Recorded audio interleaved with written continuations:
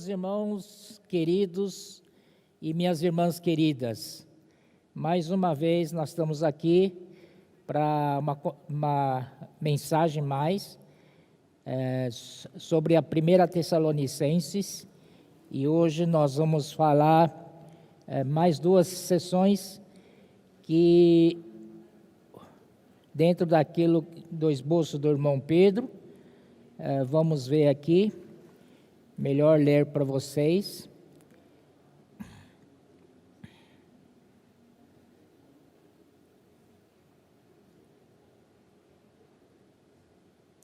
Aqui está, achei.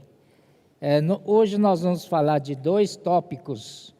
Ontem falamos de dois tópicos também, que é exortação à santidade, capítulo 4, de 1 a 8. Depois falamos do amor fraternal, capítulo 4, de 9 a 12. Hoje nós vamos falar da esperança da vinda do Senhor, capítulo 4, 13 a 18. E também outro tópico, vigilância e sobriedade, capítulo 5, de 1 a 11. Tá bom? Então, ele tem... fala da nossa estrutura da vida da igreja, vida cristã, que são a fé, nem todos morreremos fisicamente, né? Então, quando a morte acontece entre os santos, é um sono. E o que é sono? O que é dormir? O que significa dormir? Dormir significa que um dia ele vai acordar, uma hora ele vai acordar.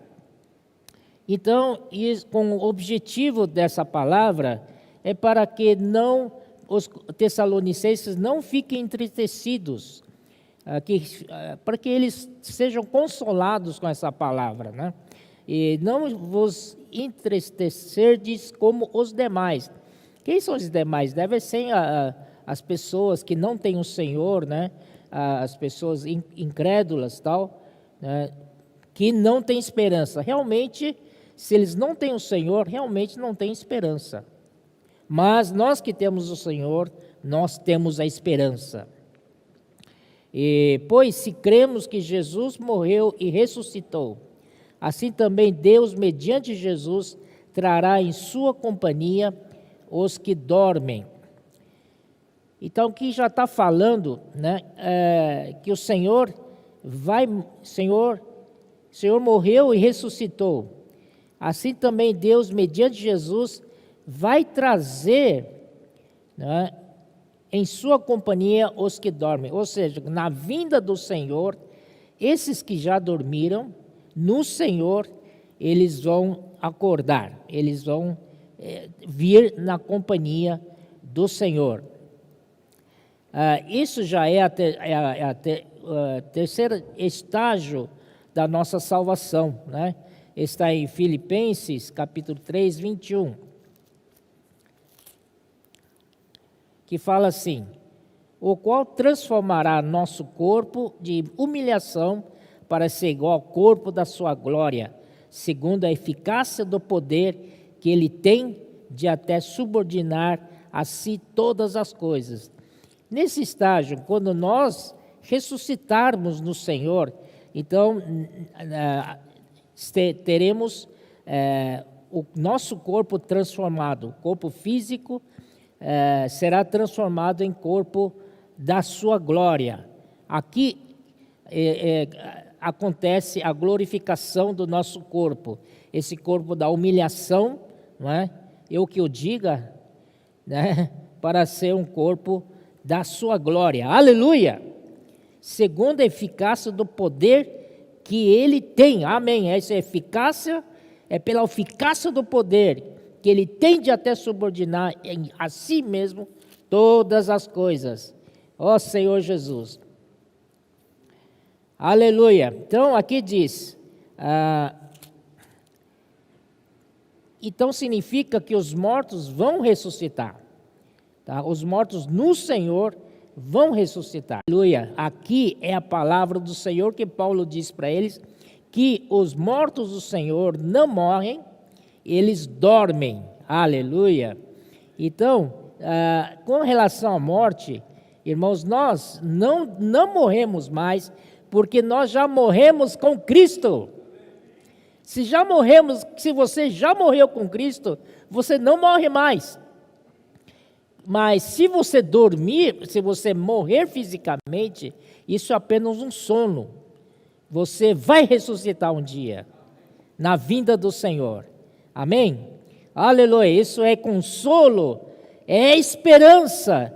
Para isso que nós temos perseverança, para esperar até a volta do Senhor. E outra coisa, a volta do Senhor, Ele vai transformar o nosso corpo de humilhação em corpo de glória. Segundo a eficácia do seu poder, Ele vai fazer isso. Irmãos, entretanto, aqui diz, juntamente com eles, entre nuvens.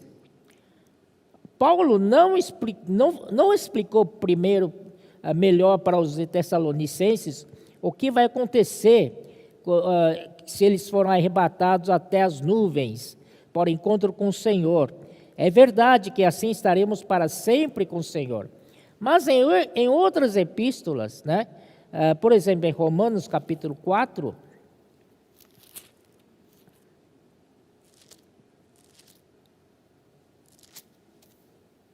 Romanos capítulo 4, versículo 7 em diante, fala assim: bem-aventurados aqueles cuja iniquidades são perdoadas e cujos pecados são cobertos. Bem-aventurado o homem a quem o Senhor jamais imputará. Perdão, não é 4, é 14. Eu estava lendo errado. É 14, 7, agora sim. Porque nenhum de nós vive para si mesmo, nem morre para si.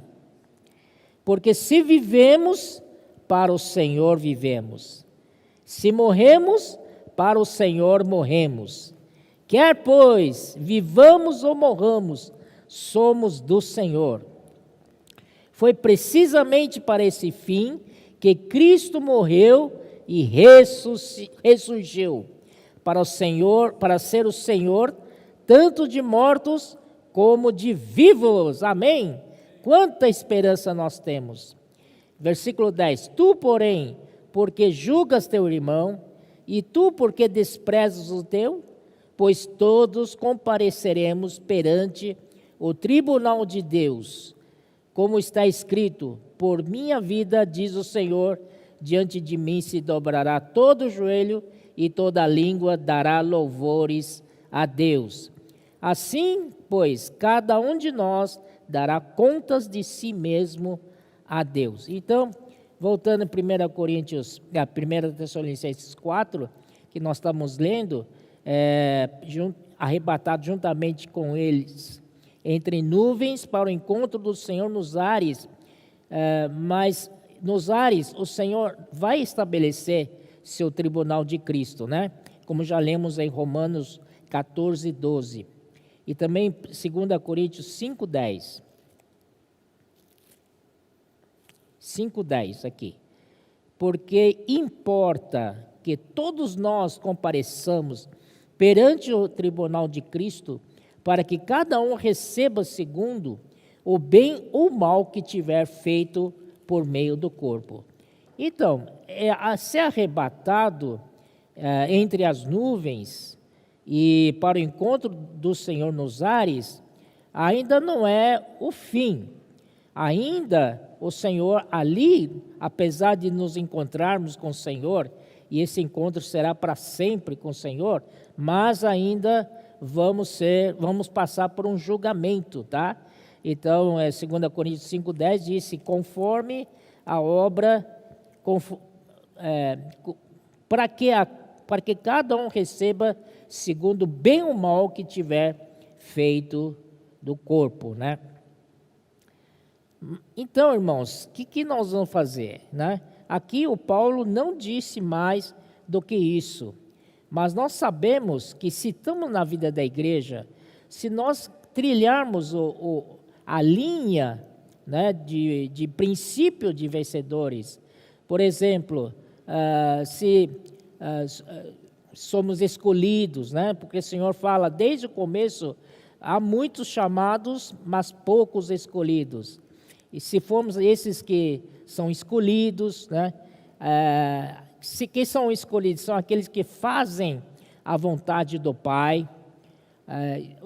Também aqueles que entram por uma porta estreita e andam por um caminho apertado. Então, esses são os escolhidos. E também é o princípio também de primogênitos, né? Porque se todos nós, no final, em Hebreus capítulo 12, lá fala da igreja dos primogênitos. Então, se o Senhor nos deu esse direito de primogenitura, mas para todos aqueles que amadurecerem em vida. Então, nós precisamos, né, valorizar o que nós temos na vida da igreja, que é o princípio da nossa primogenitura. Tudo que o Senhor nos deu são riquezas que nós precisamos valorizar, não perder e não trocar por nada. O mundo pode oferecer muitas atrações para nós, muitas barganhas, mas nosso coração tem que estar firme. Eu estou no princípio de primogênito. Eu tenho meu direito de primogenitura, por esse primogenitura eu não troco para nada. A história de Jacó, por exemplo, ele valorizava a primogenitura dele, desde o ventre materno. Ele estava disputando com seu irmão mais velho, o Esaú, que Esaú era bem mais forte que ele, e por causa da fraqueza física, Jacó perdeu para Esaú. Esaú saiu primeiro, mas Jacó não se deu por vencido. Ele saiu, tá bom, você vai primeiro, mas agarra no seu calcanhar. Então ele não largou o pé do irmão dele.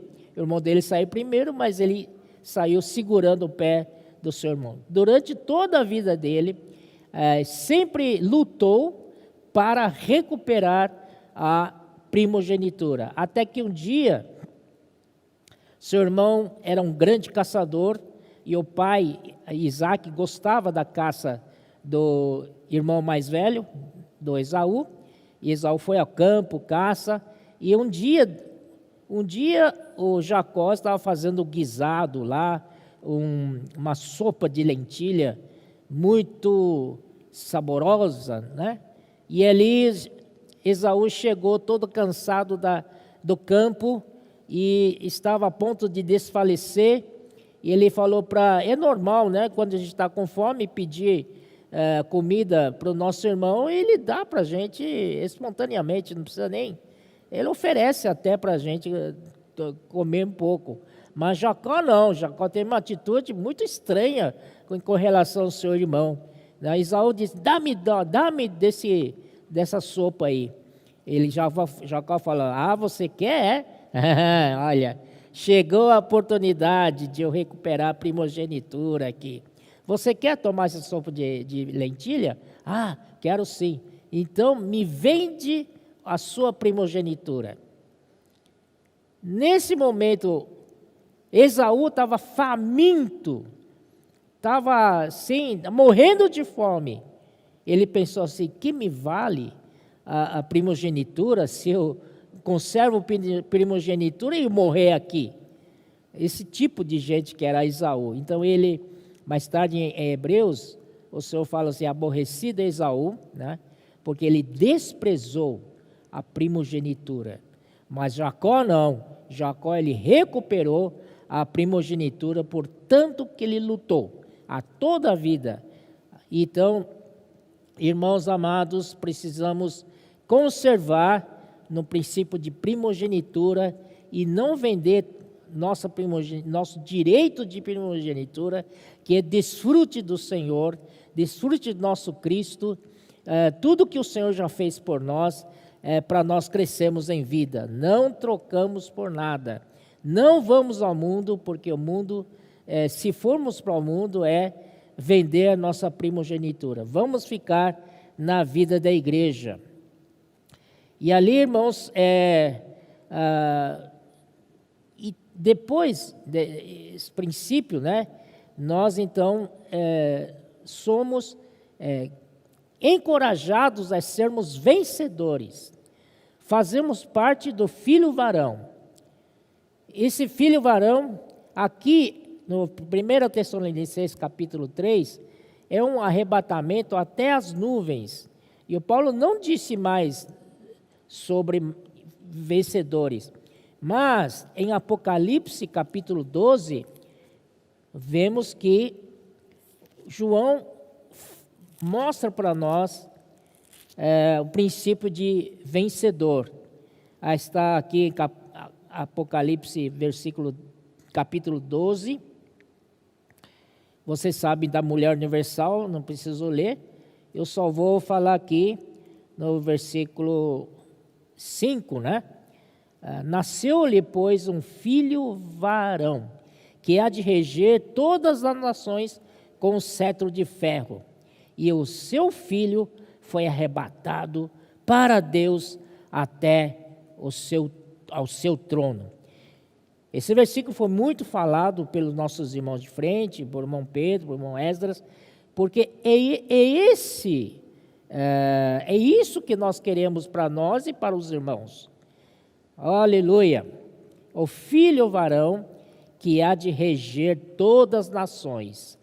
E esse filho varão abrange todos os vencedores de todos os tempos, não é? E ele está aqui concentrado no filho varão. E Satanás, representado aqui pelo dragão, ele se deteve em frente da mulher que estava para dar à luz, a fim de devorar o filho quando nascesse. Satanás sabe que quando o filho varão nascer, será o fim dele. Ele e os seus anjos serão expulsos do céu. Não é? O filho varão, haverá uma peleja no céu. Miguel com seus anjos pelejarão contra o dragão e seus anjos. E ali está quem vai ganhar, quem vai estar mais ou menos empatado. Mas quem é que fez a diferença? É o filho varão.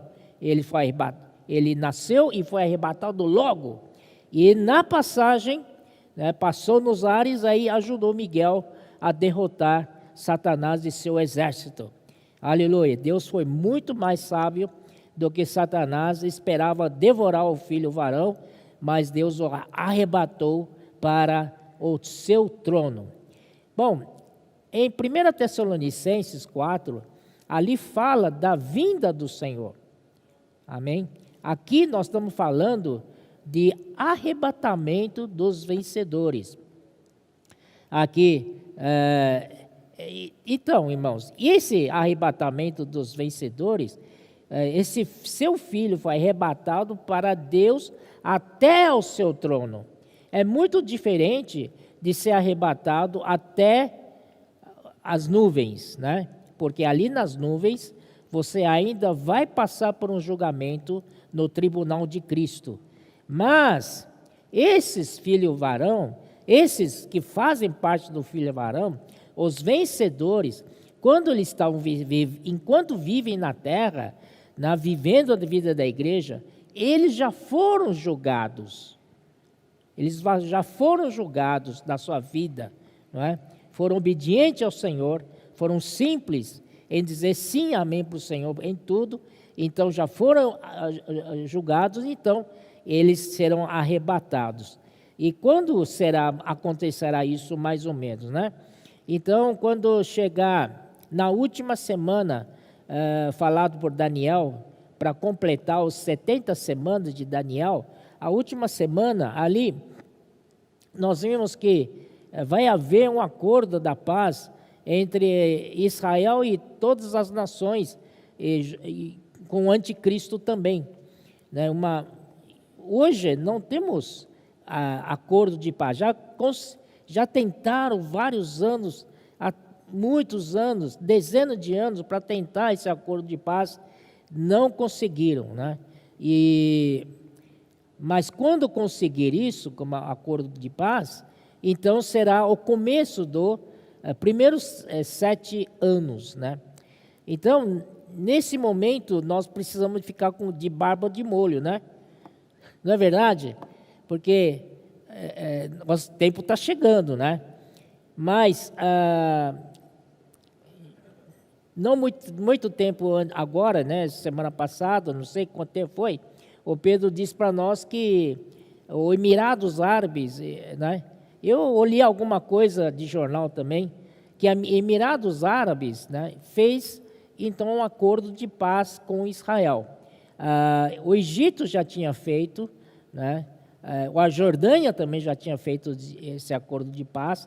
Agora, esse país, Emirados Árabes, também fez acordo de paz com Israel, que vai ser assinado esse acordo de paz na próxima terça-feira.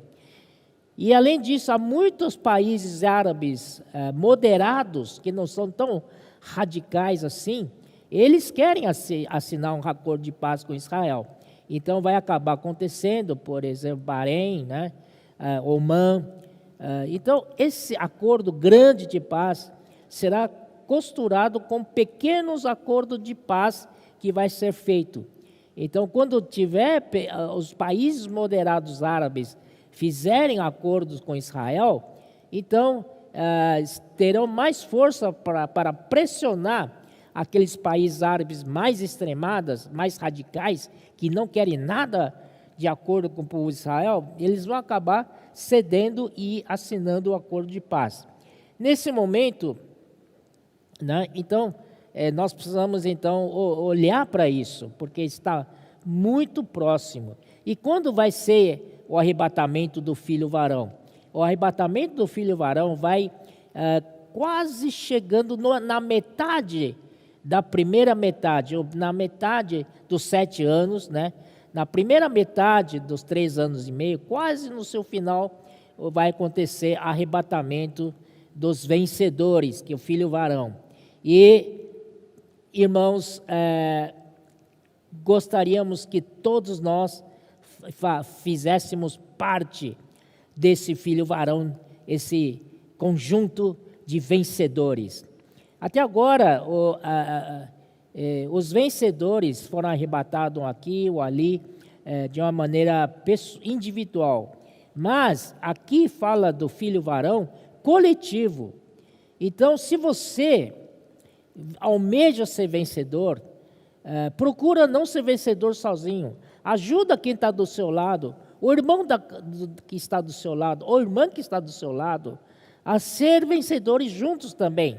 Vamos fazer uma corrente para levar todo mundo a ser vencedores, fazer parte desse filho varão. Aleluia! Então é muito melhor do que ir até as nuvens ao encontro com o Senhor, que já é maravilhoso. Entretanto, vai ter que passar pelo tribunal de Cristo, né? E aqui não. Aqui, a gente vai passar e vai passar direto. Não vai parar nem nas nuvens, vamos direto para o trono de Deus. Aleluia! Oh, Senhor Jesus! Por isso, irmãos, essas palavras que nos tem falado profética, né? Palavras proféticas, para nós termos perseverança, mesmo sofrendo tribulações, angústias, tal, mas temos que estar firmes com o nosso propósito de sermos vencedores. Se estou na vida da igreja, mínimo que eu posso querer é ser vencedor. Amém, irmãos? Estamos na vida da igreja, não é só, receber a vinda do Senhor e ser arrebatados nas nuvens. Nós queremos ser arrebatados ao terceiro céu. E esses que vão ser arrebatados no terceiro céu, eles, então, quando terminar a metade dos primeiros 3 anos e meio dos 7 anos, que acontece? Né? O anticristo, ele quebra o acordo ali. E quando quebra o acordo, como Satanás e seus já estão atirados para a terra, Então, irmãos, imagina o que vai acontecer. Satanás e os seus anjos caídos vão estar tudo na terra. E eles vão fazer maior bagunça aqui na terra, que vai começar aí a grande tribulação. Eu não quero estar aí, não. Você quer? Tá louco, meu? Senhor Jesus. Então, eles vão estar tudo aqui na terra. Aí tem versículo que fala assim: oh, festejai, ó céus. Porque o diabo, aqui ó, versículo 12. Por isso festejai, ó céus. Por que festejar, ó céus? Porque Satanás já foi jogado para a terra. No céu não tem mais Satanás, nem os seus anjos, aleluia! Por isso festejar os céus, e vós os que neles habitais. Aí ele fala assim: ai da terra e do mar, pois o diabo desceu até vós, cheio de grande cólera, sabendo que pouco tempo lhe resta. Ó Senhor Jesus, e Senhor, livra-nos disso. Não queremos estar na terra quando isso acontecer. Mas o Senhor, desde quando ele nasceu, foi-lhe dado o nome de Emanuel. Emanuel é Deus conosco. E durante toda a nossa vida, jornada cristã, a sua presença sempre esteve conosco. Você pode ver em Mateus 28, 18 a 20, ele falou assim: eis que estarei convosco todos os dias até a consumação do século. Amém? Então, sem dúvida, a presença do Senhor é conosco todo esse tempo que passamos na vida da igreja. Até o fim, Ele não vai abandonar os seus. O Senhor é muito fiel. Até mesmo quando forem arrebatados os vencedores, quando começa a segunda metade do 3 anos e meio, aí começa a parousia do Senhor. A parousia do Senhor. A parousia, na verdade, traduzido é presença do Senhor. Amém? E alguns lugares na Bíblia falam que é a vinda do Senhor. Mas a vinda do Senhor não é para a terra, a vinda do Senhor nos ares, durante 3 anos e meio, assim, com essa parousia, essa presença do Senhor, eu acho que o Senhor estará cuidando dos cristãos, dos nossos irmãos e irmãs que ficarem aqui na terra durante a grande tribulação. Como o Senhor é amoroso, né? Até o fim, Ele não nos abandona. Ó Senhor Jesus. Então, quando termina a grande tribulação, então a seara estará já madura. Então, foi dada uma ordem para um anjo pegar uma foice e ceifar toda a seara. Isso significa o arrebatamento da maioria, né? Aí, então, esse é o arrebatamento que eu estou falando aqui, de 1 Tessalonicenses capítulo 4, mas esse arrebatamento é para os ares, porque o Senhor já está nos ares. E outra coisa, o Senhor quando vem para os ares na sua parousia, Ele vem com os seus santos vencedores, que somos nós, se vencermos, né? Aleluia, eu creio, eu busco, aleluia. Irmãos, então, eu quero incentivar os irmãos, vamos buscar mais o Senhor. Então, aqui, voltando para 1 Tessalonicenses, aí nós vamos começar o capítulo 5, tá? É uma continuação.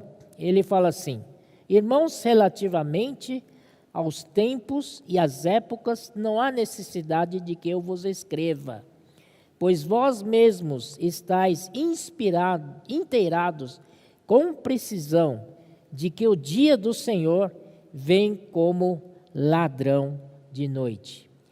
Na verdade, quem é que sabe quando que o Senhor vai vir? Ninguém sabe. Nem o próprio Filho sabe. É uma coisa, é um segredo que está no coração do Pai. Ninguém sabe. Então você pode especular quando que o Senhor vai voltar, tal, tá? Mas ninguém sabe. Entretanto, o dia do Senhor vem como ladrão de noite.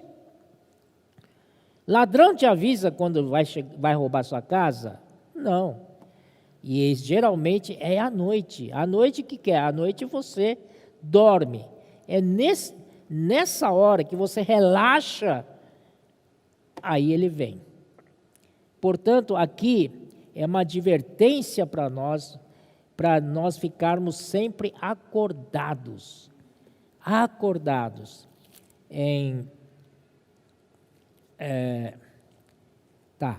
Para acordados, né?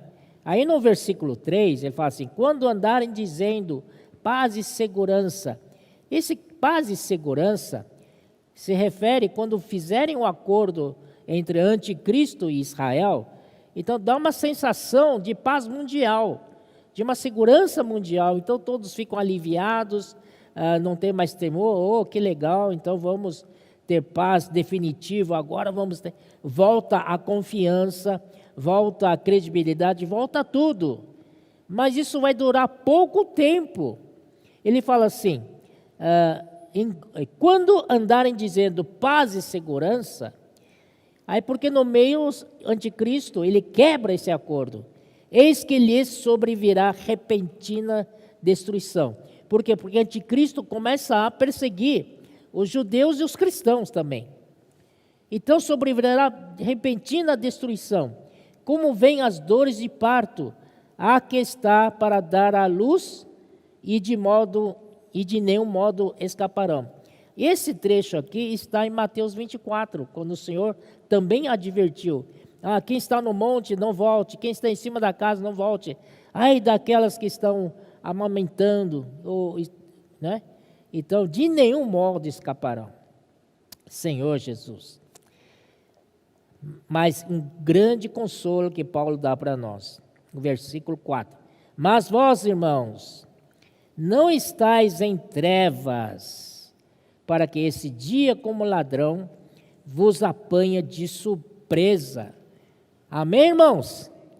Esse é o espírito de vencedor. Não estáis em trevas, para que esse dia como ladrão vos apanhe de surpresa. Não vai... Se estamos sóbrios e vigilantes, não vamos ser apanhados de surpresa. Aleluia. Porquanto vós todos sois filhos de luz e filhos do dia, nós não somos da noite nem das trevas, graças ao Senhor. Assim, pois, não durmamos como os demais. Pelo contrário, vigiemos e sejamos sóbrios. Ó Senhor Jesus. Então, irmãos, um bom vencedor, ele fica vigiando e sóbrio. Ele está servindo o Senhor, está sempre aceso. E versículo 7. Ora, os que dormem de noite, dormem de noite. E os que se embriagam, é de noite que se embriagam. Nós, porém, que somos do dia, sejamos sóbrios. Apesar de que Paulo aqui não fala nada do arrebatamento dos vencedores, que só foi nos mostrado lá em Apocalipse capítulo 12, que já é ministério de João, por isso que o ministério de João é a conclusão. Né? Ele é o ministério ulterior. Né? Então, irmãos, aqui o Paulo já fala isso, que nós devemos ser sóbrio, né? Onde está? Isso, versículo 6. Pelo contrário, vigiemos e sejamos sóbrios. Vamos ler um pouco a 2 Pedro, capítulo 3.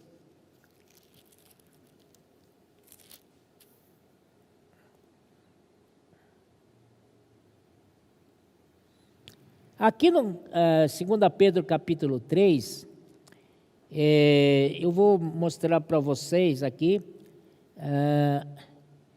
versículo 4, e dizendo, onde está a promessa da sua vinda? Isso é, irmãos, as pessoas, né, duvidam que o Senhor vem logo, né? Porque desde que os pais dormiram, todas as coisas permanecem como desde o princípio da criação.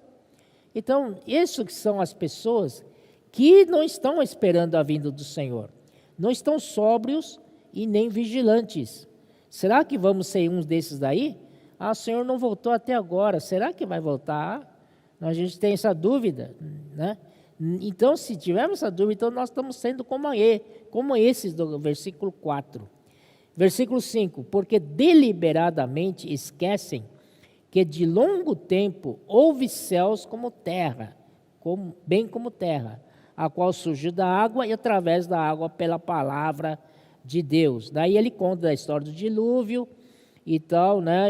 E essa terra agora está guardada para o fogo.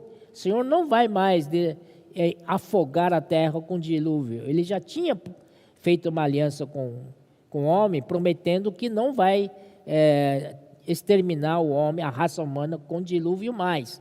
Mas vai vir com fogo.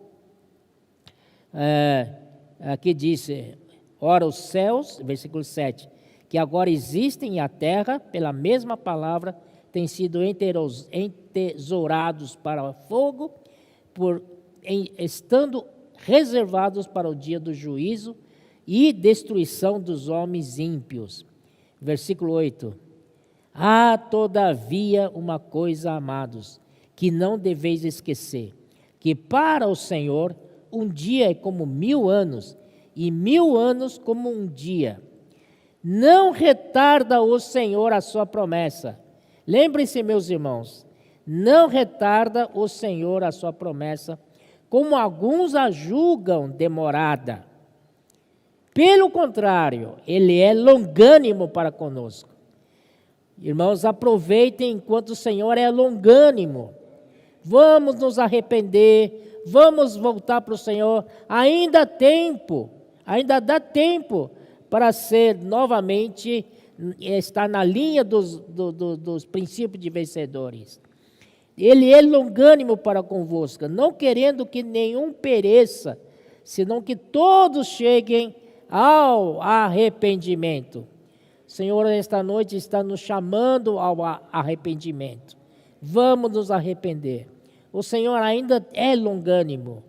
Um dia, essa longanimidade dele vai cessar. Mas enquanto ele é longânimo, vamos nos arrepender. Senhor Jesus, a sua vinda é certa. Amém?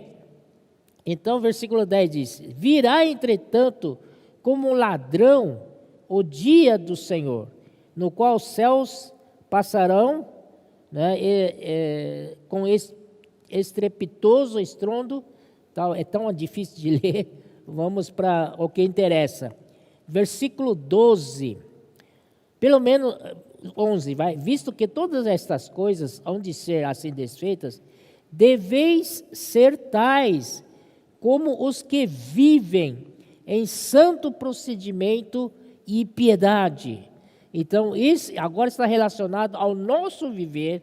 Nosso viver tem que ser santo, um viver separado para Deus, um viver para Deus. E piedade é parecer-se com Deus. Cada vez mais nos parecemos com Deus. A fé cresce, o amor aumenta. Amém? Então, versículo 12 é extremamente importante, que é o nosso encargo esta noite. Esperando e apressando a vinda do dia de Deus. Só até aqui. Irmãos, tem duas maneiras de você aguardar a vinda do Senhor, do dia de Deus. Ou você espera, que todo mundo espera, né? Ainda muitos cristãos, todos os cristãos estão esperando a volta do Senhor, e muitos cristãos até duvidam se o Senhor vai vir tão rápido. Ainda diz, o Senhor vai demorar até agora. E ainda outro diz, Senhor, por favor, não venha agora, deixa deixa eu ganhar muito dinheiro, comprar muitos imóveis, ficar rico, aí o Senhor volta, não é? Não vai dar tempo, eu acho, né? Mas tem outra maneira que você aguardar a vinda do Senhor, é apressando. Apressando. Olha, não sabia que podia apressar a vinda do dia de Deus. Você está ouvindo isso, meus irmãos? Podemos apressar a vinda do dia de Deus. Ou você está tão contente com esse viver aqui na terra, você não quer nem apressar a vinda do Senhor. Irmãos, para mim é uma alegria poder apressar a vinda do Senhor. Se eu fizer alguma coisa hoje que antecipe o dia do Senhor, em um dia, já fico contente. Aleluia. Já deu por vencido isso. Vamos ver 2 Timóteo, capítulo 4. Paulo fala assim, capítulo 4, versículo 6 em diante. Quanto a mim, estou já sendo oferecido por libação, e o tempo da minha partida é chegado. Combati o bom combate, e completei a carreira, guardei a fé. Já agora a coroa da justiça me está guardada, a qual o Senhor, reto juiz, me dará naquele dia, e não somente a mim, mas também a todos quantos amam a sua vinda. Irmãos, Paulo amava muito o dia do Senhor. E ele tinha certeza que naquele dia ele ia receber a coroa da justiça. Está guardado para ele já. Mas ele disse mais uma coisa: e não somente a mim, mas também a todos quantos amam a vinda do Senhor. Então, irmãos, se a gente ama, nossa atitude é diferente. Muda a nossa postura, muda a nossa maneira de ver as coisas aqui na terra, não é verdade? Então, irmãos, você ama a vinda do Senhor? Oh, Senhor Jesus, devemos amar a vinda do Senhor, acima de todas as coisas, amar a vinda do Senhor. Se você realmente ama a vinda do Senhor, então você tem coração de apressar a sua vinda. Se você não ama a sua vinda, então você não vai apressar a sua vinda. Mas hoje estou incentivando a todos os irmãos que nos ouvem, que sejamos estes que amam a vinda do Senhor, que possamos participar e apressar a vinda do Senhor. Oh, Senhor Jesus. Voltando para 1 Tessalonicenses, não é? Aqui, versículo 6. Assim, pois, não durmamos como os demais, pelo contrário, vigiemos e sejamos sóbrios. Essa palavra é para nós, para que não sejamos surpreendidos na volta do Senhor. Apesar de que Paulo não falou de arrebatamento, não é? Que vai acontecer dos vencedores antes da vinda do Senhor, mas aqui a gente pode tocar o seu sentimento de que ele tinha sentimento de que precisávamos preparar-nos, precisávamos estar sóbrio e vigiar.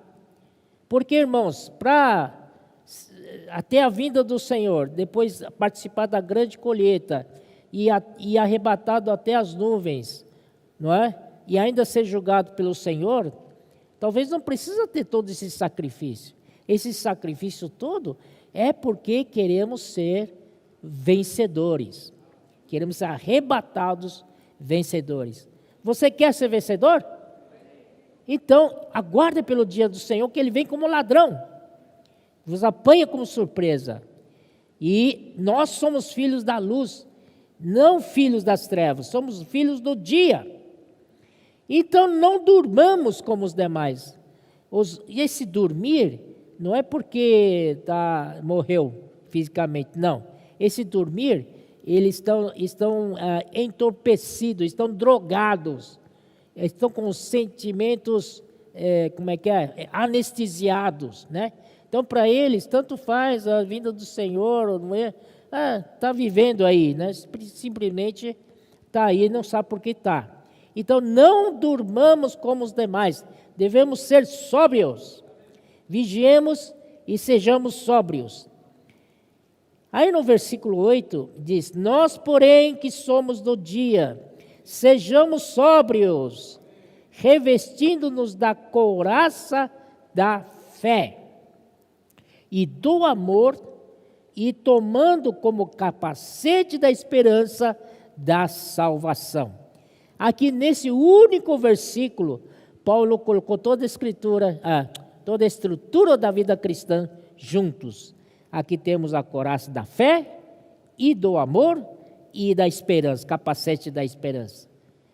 Isso também está em capítulo 6 de Efésios, sobre a armadura de Deus. Devemos nos revestir de toda a armadura de Deus, porque agora é luta mesmo. Não é, até agora foi tudo bem, mas agora, se a gente quer apressar a volta do Senhor, é luta. Ó Senhor Jesus. E versículo 9 disse: porque Deus não nos destinou para a ira, graças ao Senhor, não nos destinou para a ira, mas para alcançar a salvação, mediante nosso Senhor Jesus Cristo, que morreu por nós, para que, quer vigiemos, quer durmamos, vivamos em conexão com Ele. Amém? Gostaram dessa palavra, conexão? Aleluia! É isso que é tão legal, porque aqui disse, quer vigiemos, quer durmamos. Que esse dormir não é ficar drogado não, tá? Pelo mundo. Esse dormir é dormir fisicamente, quer dizer, morrer fisicamente, mas como cristão é dormir, entende? Então, isso quer dizer o seguinte: você vigia, você é sóbrio, se prepara para a volta do Senhor, mas e se o Senhor não voltar? Enquanto você estiver vivo, aí você não consegue mais viver mais pela doença, tal, você morre. E agora, será que eu vou perder? Não. Senhor Jesus,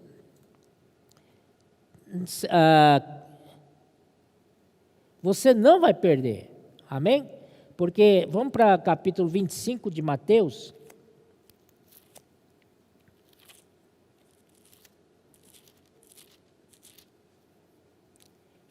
Mateus fala primeiro a parábola das 10 virgens, né?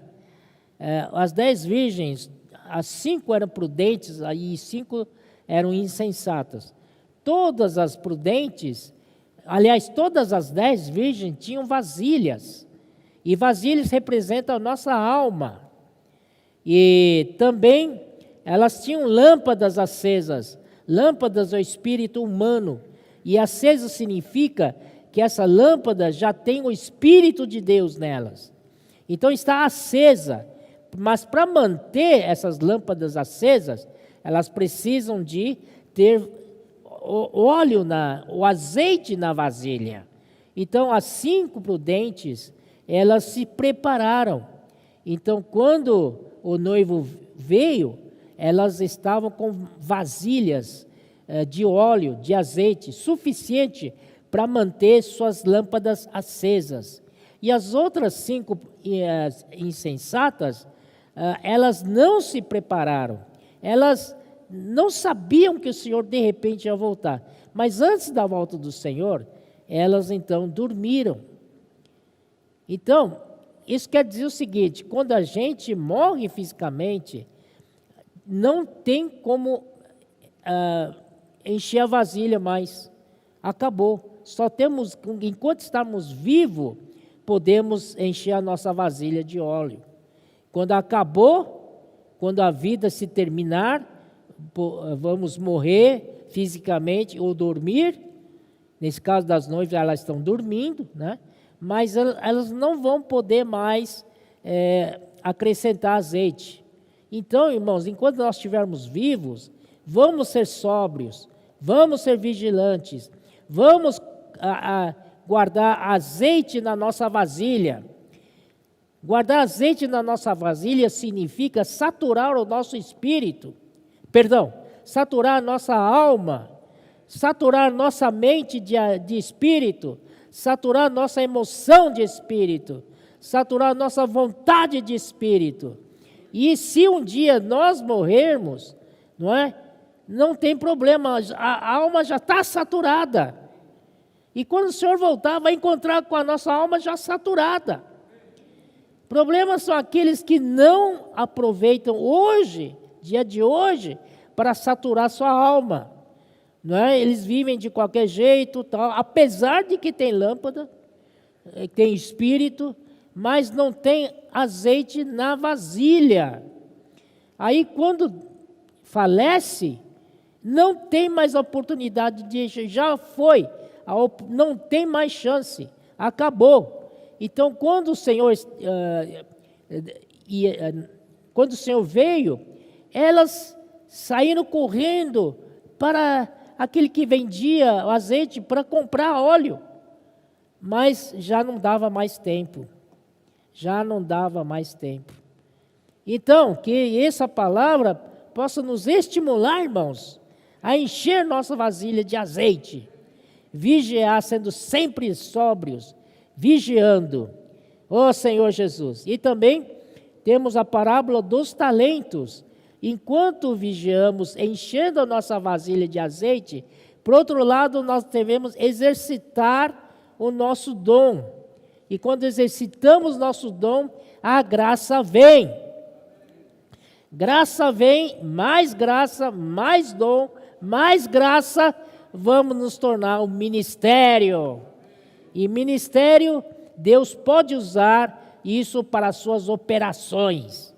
Aleluia. Enquanto não tivermos desse nível de ministério, o Senhor não pode nos usar.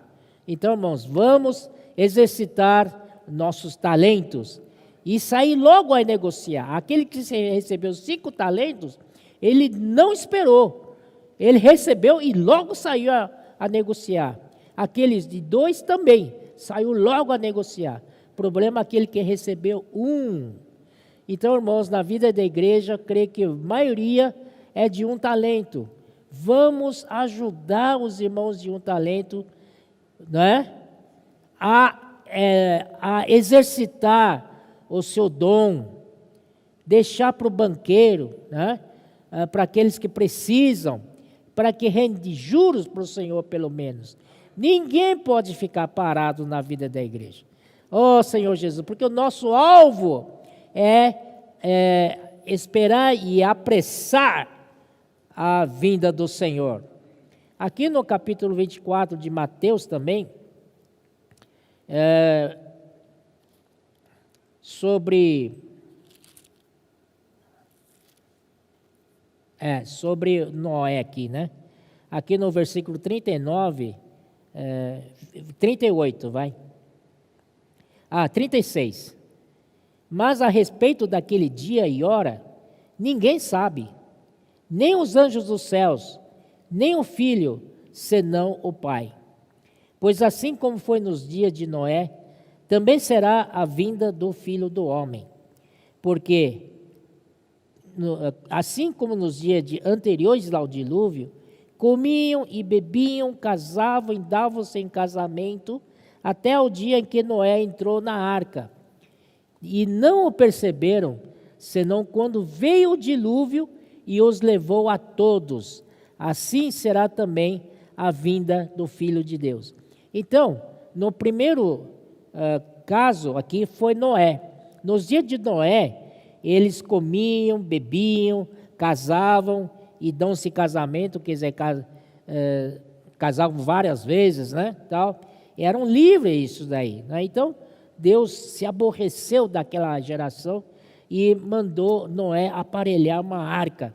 E essa arca salvou Noé, sua família e todos os animais que estavam com ele. Mas a segunda vez agora também está muito parecido com o tempo de Noé. Só que agora não é dilúvio, agora é a vinda do Filho do Homem. Amém? Quando o Senhor vier, vai terminar com tudo aqui, esses pecados aqui na terra. Entretanto, versículo 40, olha só, quando o Senhor fala que assim será também a vinda do homem, no versículo 39, no 40 ele fala assim: então 2 estarão no campo, um será tomado e deixado o outro. 2 estarão trabalhando no moinho, uma será tomada e deixada a outra. Que significa isso? Esse é o arrebatamento dos vencedores. Vencedores vivos. Amém? Nós estamos aqui vivendo os 2 no moinho. Moinho é para produzir alimento. Estão trabalhando normalmente e tal, mas um foi arrebatado porque ele fez diferença. Queremos crer que ele estava no Espírito, invocando o nome do Senhor, pregando o Evangelho para os seus colegas, participando de reunião de casa, ajudando, apacentando, pastoreando, né, aos seus companheiros. E assim, de repente, ele já estava com vasilha cheia de azeite. Aí ele foi tomado. E outro, infelizmente, foi deixado. E as 2 irmãs também, uma foi tomada. Então, irmãos, vamos apressar a vinda do Senhor. Vamos nos ocupar com a coisa do Senhor. Para apressar, pregando o Evangelho do Reino. Depois, 42. Portanto, vigiai, porque não sabeis em que dia vem o nosso Senhor. Portanto, nós precisamos vigiar, porque não sabemos o dia que vem o Senhor. Se soubesse, todo mundo ia esperar aquele dia. Mas, irmãos, eu quero dizer uma coisa. Os irmãos Pedro e Esdras estão falando muito sobre a vinda do Senhor. Isso porque, irmãos, para transmitir para nós o espírito de urgência. O Senhor está perto, muito perto. Então nós precisamos nos acordar. Senhor Jesus, vamos para a 1 Tessalonicenses.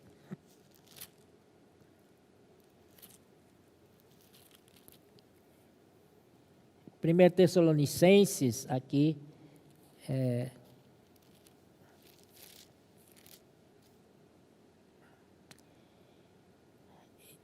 eu queria falar uma coisa, depois a gente vai para continuar, mas aqui, quando fala da morte, né, que disse,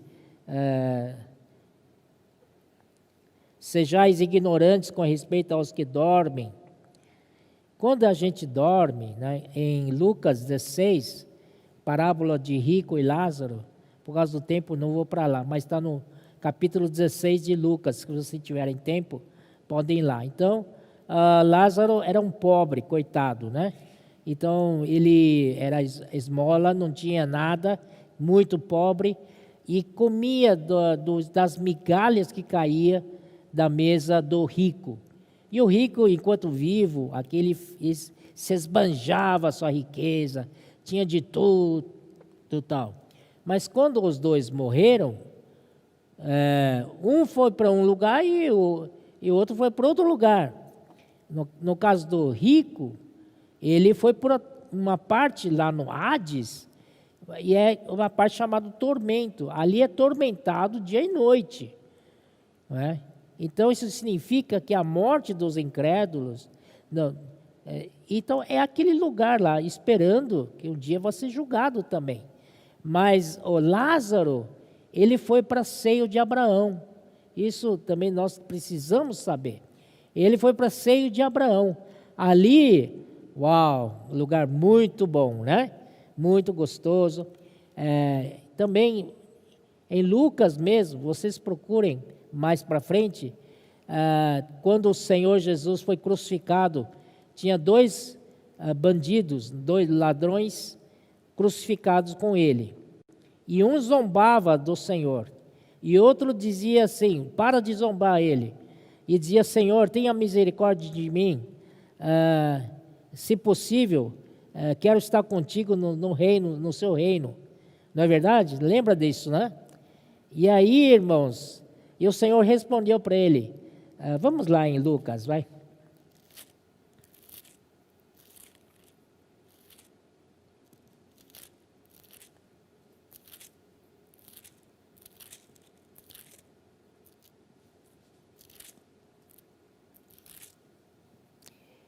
Aqui, capítulo 16, a partir do 19, daí eu já falei, tal.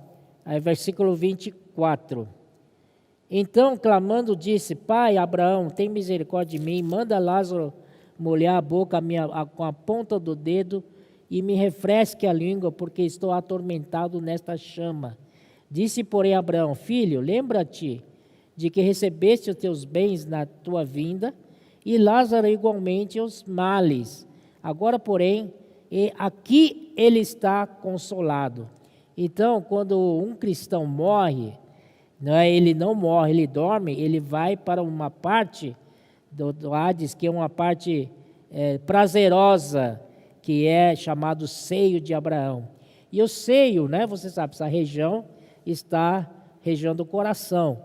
Então, quando a mãe bota o filho para dormir, nina onde? Nina o filho aqui na região do peito, região do amor. E quando a criança encosta nessa região da mãe, ele fica sossegado, esquece tudo e dorme aquele sono profundo e gostoso. Aleluia, esse é o seio de Abraão. E versículo 26. E além de tudo, está posto um grande abismo entre nós e vós, de sorte que os que querem passar daqui para vós, outros não podem, nem os de lá passar para nós. Então você sabe que é importante saber que existem essas duas sessões, Então vamos ver a crucificação do Senhor Jesus. Aqui no capítulo 23 de Lucas, versículo 39. Um dos malfeitores crucificados blasfemava contra ele, dizendo, não és tu o Cristo? Salva-te a ti mesmo e a nós também.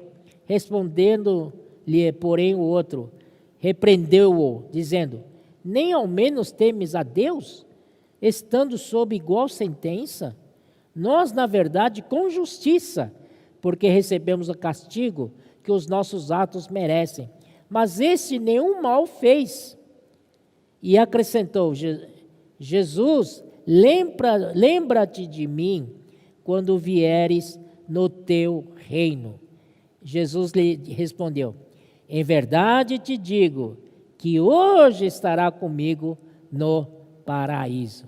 Quando o Senhor morreu naquele dia, onde o Senhor foi? O Senhor foi para o Hades, não é verdade? Então, e o paraíso está nesse lugar que é seio de Abraão. E também, eu quero só outro versículo, que isso aí é bom a gente saber, que está em Filipenses.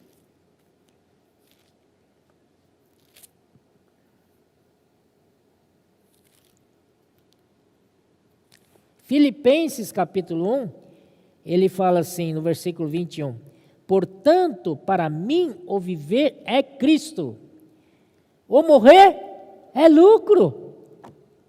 Senhor Jesus, é verdade que Paulo disse isso? Vamos ler de novo.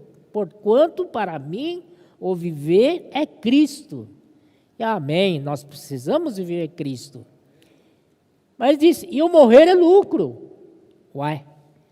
Aí diz assim, entretanto, se eu viver na carne, traz fruto para o meu trabalho, já não sei o que hei de escolher.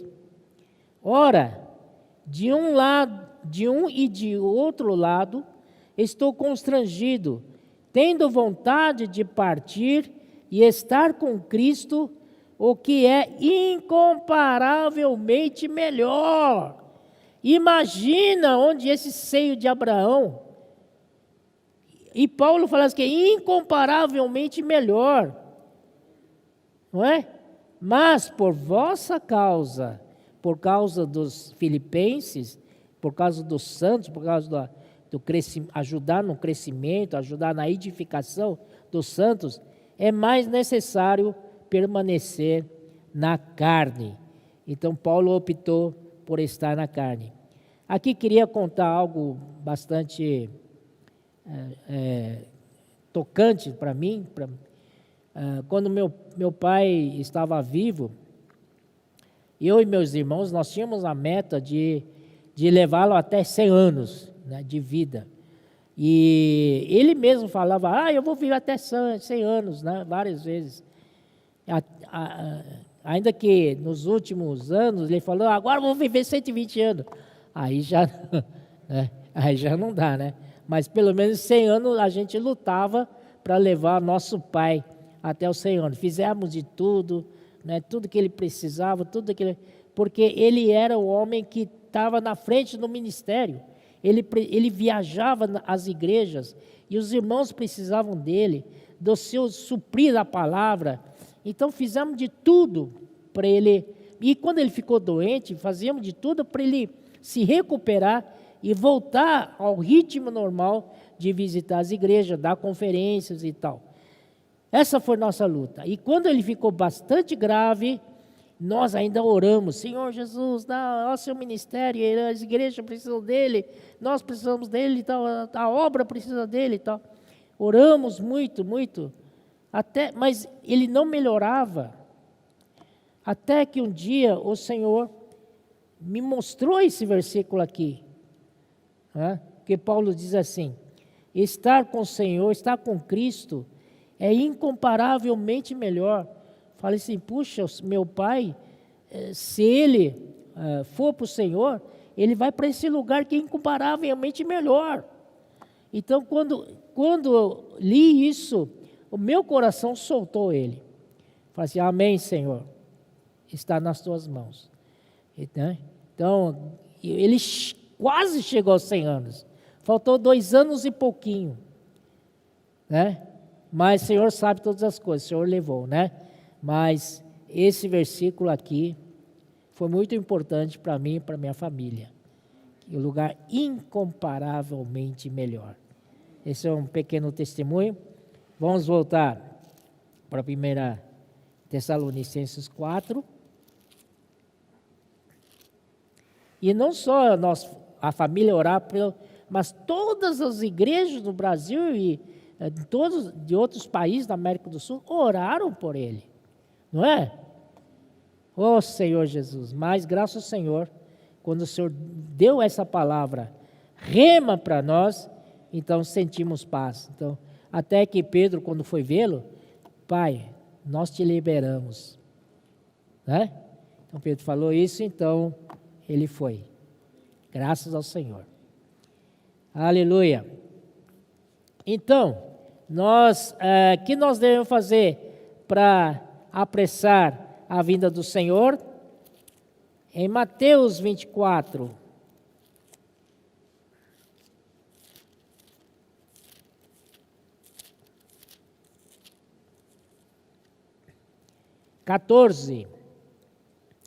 e será pregado este evangelho do reino por todo o mundo, para testemunho a todas as nações, então virá o fim.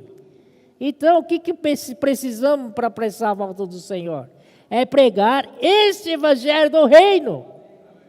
Ó Senhor Jesus, do reino por todo mundo, para testemunho a todas as nações, então virá o fim. Então, esses acordos de paz que estão fazendo aí, visando o acordo maior, se não acontecer isso, o que vai determinar o fim é a pregação do evangelho do reino. Se está próximo esses acontecimentos, porque o evangelho do reino está sendo pregado. Aleluia! Então, irmãos, nós temos hoje comportagem dinâmica, né? Nós precisamos mudar nosso conceito com relação aos comportores dinâmicos, não é? Antes era um peso para nós, agora, irmãos, olha só, se o irmão Dong estivesse vivo aqui, ele ia se alegrar muito. Sabe, quanto que chegou, né? A distribuição de livros por dia. Chegou a 9.000, irmãos. Livros por dia. Isso é ou não é apressar a vinda do Senhor? Hoje mesmo a Camila recebeu, né, Camila? Do Instituto, alguém desesperado, perguntando para Camila: eu gostei muito do IVPT, mas vocês têm algum lugar para reunir? Será que eu tenho que ir até Butantã para reunir? Eu sou daqui de Mogi das Cruzes, né? Ele queria reunir, deu. E aí, graças ao Senhor, damos contato do irmão Carlos de Mogi. Entraram já em contatos, né? Graças ao Senhor, ele ficou muito contente. E não só ele, muitos, está começando a ter muitos pedidos para contatos. Hoje de manhã, recebi outro áudio de uma senhora, aparentemente rodoviária de Sorocaba. Ela recebeu o folheto, acho que ela comprou o livro, e junto com o livro vem um panfleto, né? E atrás do panfleto, no espaço lá para o carimbo, está o carimbo lá da igreja em Sorocaba, e o responsável lá é o irmão Davi. Ela então ligou para Davi, dizendo que onde que fica esse lugar aí? Eu quero reunir. Irmãos, Zacarias 8:23 está acontecendo. Espera mais um pouquinho. Continua assim, rapaz, todos nós vamos estar muito ocupados. Mas agora, irmãos, a grande questão é: precisamos fazer uma grande rede de cuidado desses irmãos. Vamos cuidar bem direitinho. Não como antes, a gente passava endereço para certo irmão cuidar, ele perdia, não fazia questão. Agora é diferente. Agora tem que ser diferente. Se a gente quer realmente a volta do Senhor mais rápido, nós temos que aproveitar todo o contato e, se possível, apacentá-los, cuidá-los, levá-los para o grupo familiar. Senhor Jesus, tem muita coisa para fazer. Só comportar, nós temos por livro, né? Totalmente recuperado. Quando terminar a pandemia, por livro, vai sair de novo. Vai, né, Francisco? Amém? Aleluia. Senhor Jesus também. Avança, jovem. Puxa vida, as igrejas, né? Os irmãos líderes das igrejas que estão me ouvindo, muitas vezes nós precisamos de jovens. Nós já estamos quantos anos na vida da igreja? 20, 30? Né? Precisamos, irmãos, abrir para a nova geração, para que eles também, junto conosco, levem esse encargo adiante. E só com o Avança Jovens, muitos jovens se despertaram. Reunião de Avança Jovem, tem uma que chegou até 400 jovens. Aleluia! Estão despertando os jovens. Também as irmãs, né? Tem trabalho para as irmãs também. As irmãs estão bastante motivadas. As irmãs dão aquele toque feminino espetacular. E para cuidado, para apacentar, precisamos primordialmente da ajuda das irmãs. Elas sabem fazer contatos. Elas sabem apacentar. Isso não quer dizer que nós homens não temos responsabilidade. Temos sim. Vamos juntos. Mas precisamos de muita gente. Precisamos incluir toda a igreja para isso. Senhor, só assim que o Senhor vai vir. Amém? Vamos apressar a vinda do Senhor? Senhor Jesus, já meu tempo chegou. Eu vou fazer oração. Amém? Senhor Jesus. Senhor Jesus. Nosso encargo, Senhor, é esperar sóbrios e vigilantes a tua vinda.